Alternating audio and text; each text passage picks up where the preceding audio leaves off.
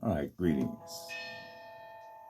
I'm Nate the Great, and of course, you already knew that. So I'm strictly just going to be sharing some information, and we're going to hope that this information is useful to you. All right. So the first piece we're going to read here is about the idea of the one who is alone is innocent. All right. One of the factors of sorrow is the extraordinary loneliness of men. You have companions, you have gods, you have a great deal of knowledge. You may be extraordinary active socially, talking endless gossip about politics, and most politicians gossip anyhow. And still this loneliness remains.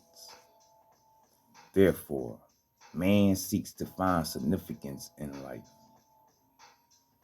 and invents a significance, a meaning, but the loneliness still remains. So, can you look at it without any comparison? Just see it as it is, without trying to run away from it, without trying to cover it up or to escape from it.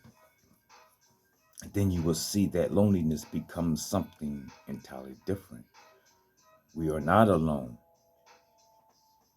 We are the result of thousands influences and thousands conditionings, psychological inheritances, propaganda, culture. We are not alone, and therefore we are secondhand human beings.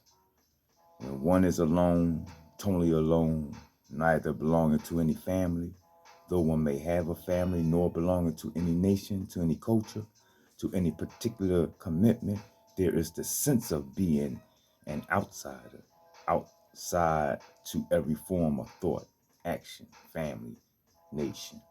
And it is only the one who is completely alone who is innocent.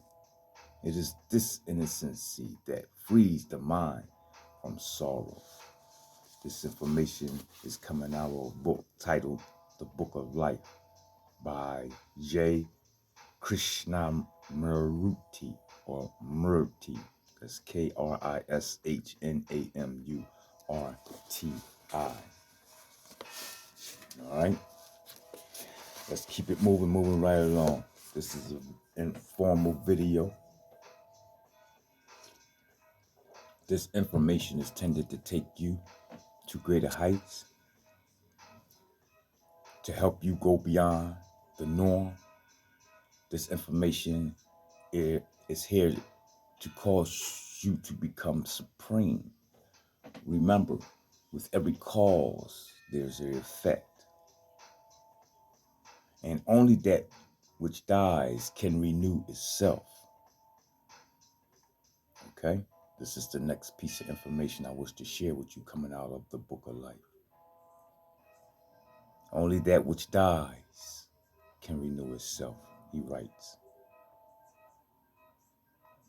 Or it might be a female. We're not sure who J. Krishnamurti is. It may be a man. I tend to do some research once I'm done reading. I apologize that I have not done so.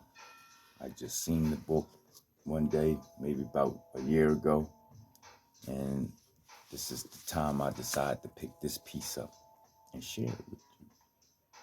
Okay? Which is a good thing. We should always be grateful and thankful when we have beings around that is willing to share information, not to be regurgitated, not for me to have a belief system or pattern in this individual, or even take them as my leader, my teacher, or my God. No, I'm building my Godhood with himself. This is the whole idea and purpose of your existence. is for you to build your goddess head. Check. It is for you to build your God head. Build your self-esteem, don't you? Don't you build your self-esteem? But then let us build our self-God head. Okay? So when we talk of a spiritual entity, you need to be clear that you're talking about yourself. And if anybody begs to differ with you, run from them quickly and expediently, because they're only here to deceive you and keep you up out of becoming all that you can be.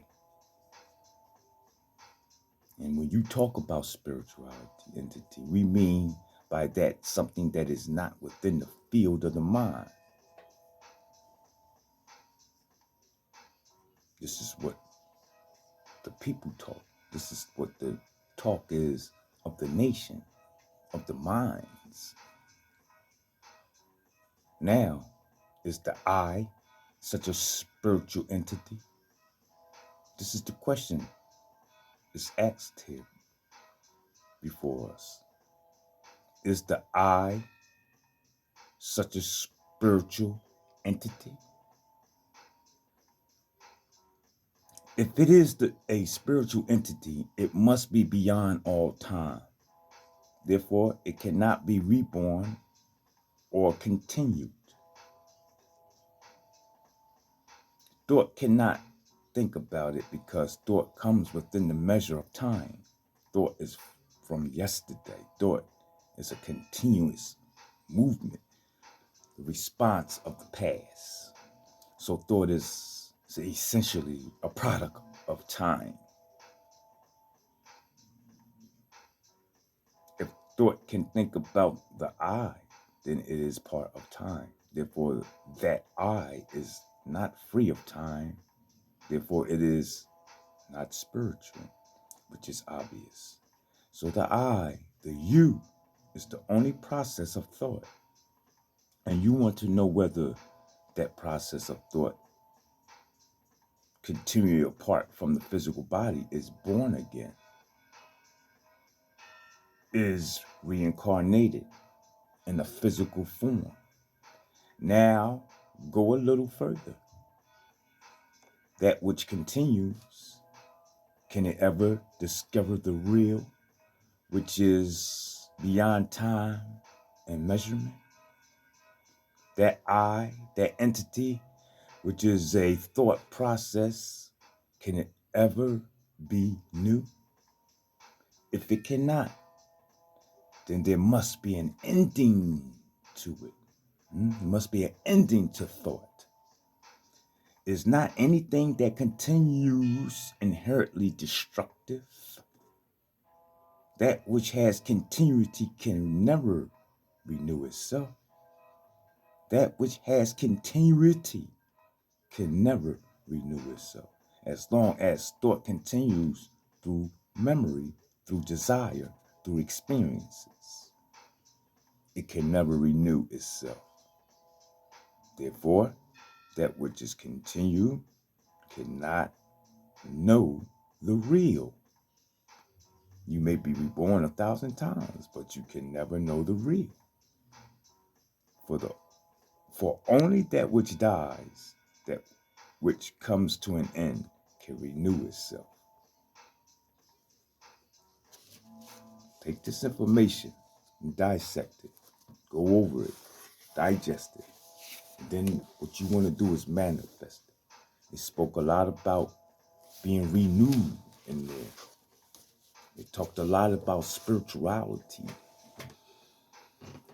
Spirituality is dealing in the etheric realm. Spirituality is when you dealing with your magic. You see?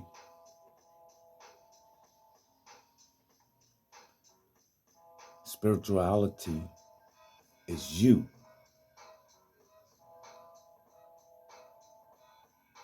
It's not no magic. It's nothing spooky.